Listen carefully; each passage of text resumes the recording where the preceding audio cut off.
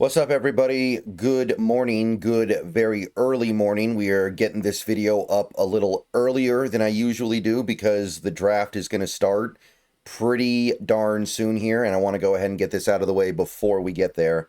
So, yeah, day 3 of the 2025 NFL draft, and I'll tell you, I got to be real.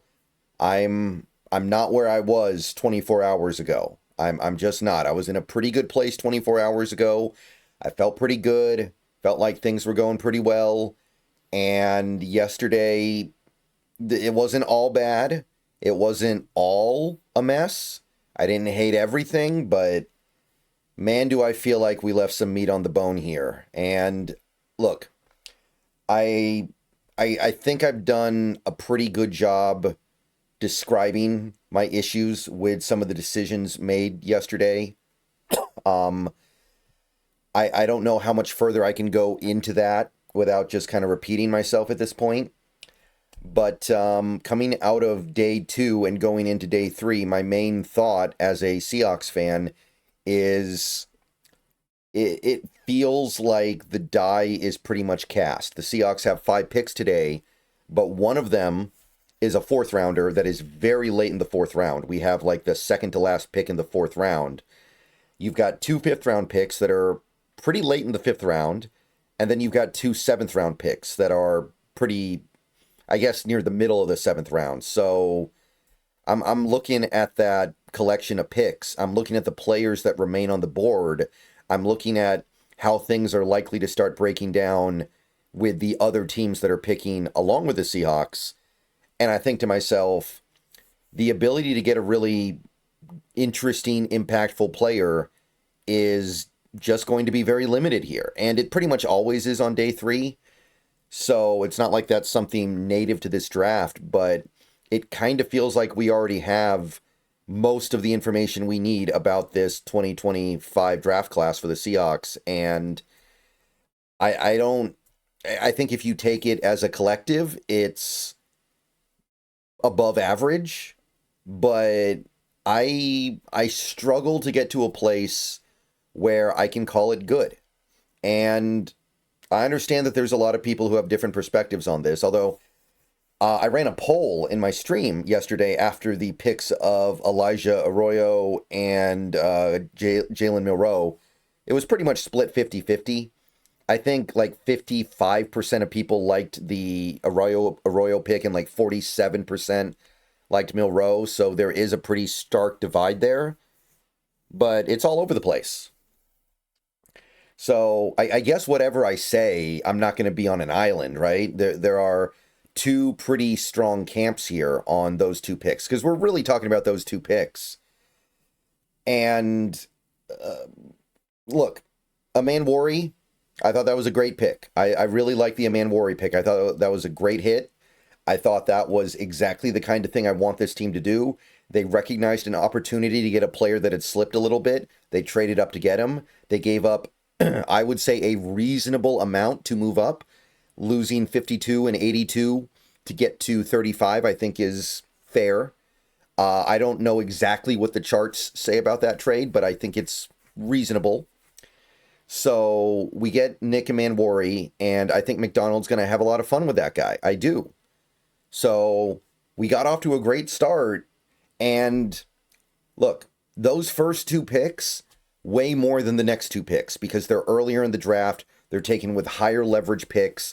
And it's more important that those guys pan out because you spent more capital to get them. Unfortunately, I just can't say the same for the other 2nd round pick or the 3rd round pick. I can't, I don't know any other way to put it other than there was so much more that I thought was better at those 2 slots. So I have to go with my read here, people, because the thing that kept coming up yesterday as we were talking about these picks, Arroyo and Milroe, was that, oh, this person's big board said this person's big board said that, this projection said this mock draft said that. Guys, I can only go based off my own interpretation of this class. That's why I'm doing this, right? I don't put videos and streams on this channel to parrot people's point of view back at them or parrot other people's points of view at my audience. Sorry. That's just not... I don't know what purpose that would serve. I don't know what I would be doing this for. I don't know what purpose that serves, really. Like, if all I'm going to do is parrot what Mel Kiper thinks or what Pete Prisco thinks or whatever, then what's even the point?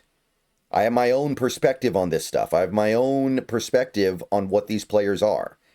And you come to this channel, that's what you should expect to get. Not someone else's perspective.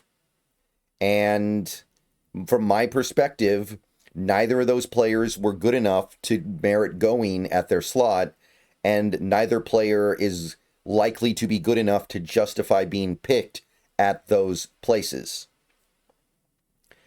And obviously the first round pick and the 35th overall pick, basically, you could almost call it another first round pick. Those picks are more important. It's more important that we hit on them, and I believe that we did. I think both those picks are quite nice.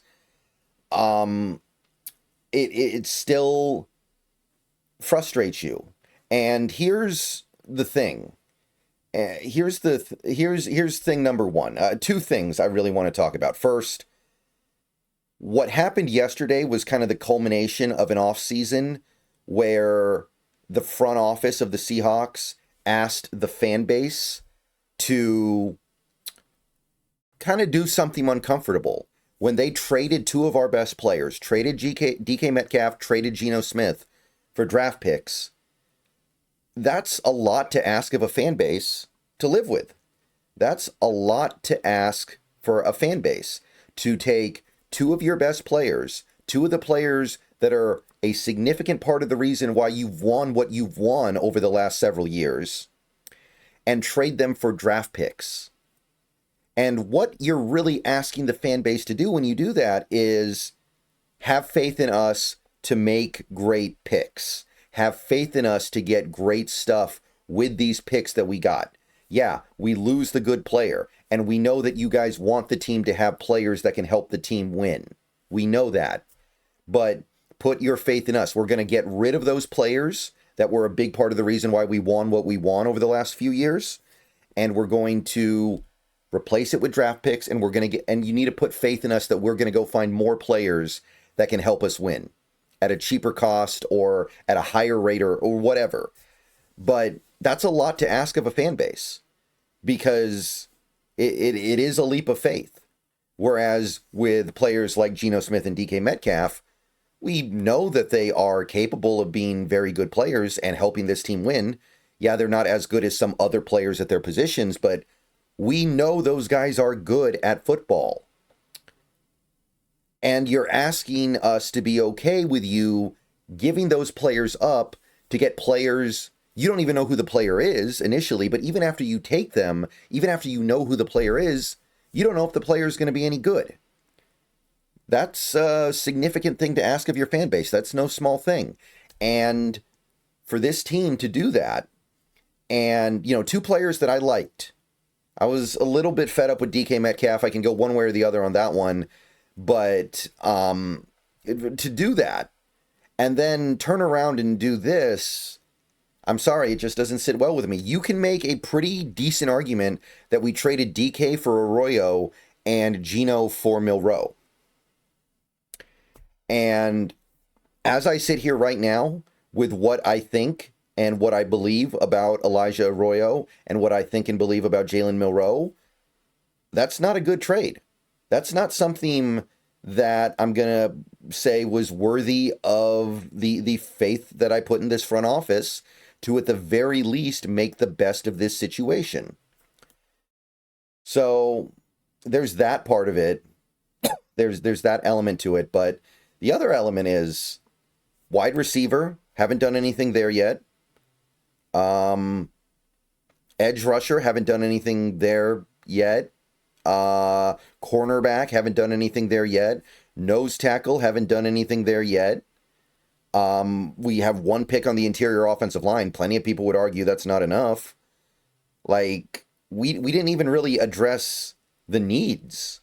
Like, if we had drafted for need and we had taken picks that I wasn't super into, that would have made a little more sense to me. But from my point of view, we didn't do either. Like, I like the Amanwari pick, but it didn't really address a need. I think it may be a need very soon, so I don't mind it, but I didn't view tight end as an imminent need in the way that we needed to take just whatever tight end was there in the second round. And I definitely did not view quarterback as a need, or at the very least, nowhere near enough of a need to go after something like a Milroe. So it just kind of leaves me scratching my head. And I just wanted to spend some time talking about that. I'm not going to talk too much about the players specifically. Like I said, there will be plenty of time for that after the draft. I'll have plenty to say about why I don't think Milroe will ever be a good quarterback or even an average quarterback in the NFL. I'll have plenty to say about why I think Elijah Arroyo is going to be relatively anonymous as an NFL football player. I'll save that for after the draft, but here's what I'm going to say. Do the best that you can today. That's all we can do now, right? To me, this draft is already kind of capped at a pretty mediocre point. Like, I think I could get to the point where maybe I would consider it to be okay. Like, maybe we could get to that B- territory, but I think they're going to have to work to get there, man. I think they're going to have to work. And there are opportunities here. I've got a list of a few players that are still on the board that you could still go get. A lot of them may be gone by the time our picks actually come up, but there are going to be some players that I like available when we're picking. So I hope it's good, man. I do. I really do. I hope I have better things to say today, but yesterday it touched a weird place for me. It did. I have to admit that. Yesterday, just it touched a weird place for me as a Seahawks fan because, look, nobody makes me do this, but I put hundreds of hours into trying to study these draft classes. I put hundreds of hours into trying to understand what players would be the right ones to get, what players are covetable, what players are flawed, what players are not covetable. You know, I put a lot of time into this, and I'm not as good at it as many other people. I don't have the resources of most other people. I'm just one guy working alone with the resources that are available to the public. And in my entire time of looking at this draft class, I ended up evaluating over 280 almost players. I think it was like 280, some more than others, but there was no player in this entire class that I thought was more overrated than Jalen Milroe. So to be the team that actually drafts him, when I thought we were insulated from that because of the Drew Lock signing, it touched a weird place. And things got a little bit weird on the stream last night. I do want to acknowledge that real quick here before I end this video and start getting ready for today's stream. Things got a little bit weird, but I'm sorry, guys. It should not be that controversial to think that Jalen Milroe won't be a very good NFL quarterback. There are serious objective problems there, and there's no guarantee he overcomes any of it, much less all of it. So yesterday's stream kind of went to a weird place. It just, taking Jalen Milroe when he's been a guy I've been dead set against for over a year. I remember watching Nehemiah Pritchett and DJ James tape last season, right after we drafted them, the Alabama game, and thinking to myself, man, this Jalen Milroe does not know how to play quarterback at all. And then he regresses in 2024 as a player, and we still take him. Like, it's not personal. The team, John Schneider doesn't know who I am. Can't help but feel personal, though. Like, this was the number one guy that just did not make sense to me, and we end up with him. That's hard. Sorry, guys, that's hard. Other people seem to have taken a different position on him as a player, and I want to say this. I want to stress this. That's totally fine. That is totally fine if people think this guy can be good or will be good or whatever. But didn't do nothing for me. And it's left me in a place where I have to hope that I end up being wrong about some of these players. Okay, I'll see you guys later tonight or later today. Go Hawks. We got a long stream today. Hope to see you guys there. Let's get it done.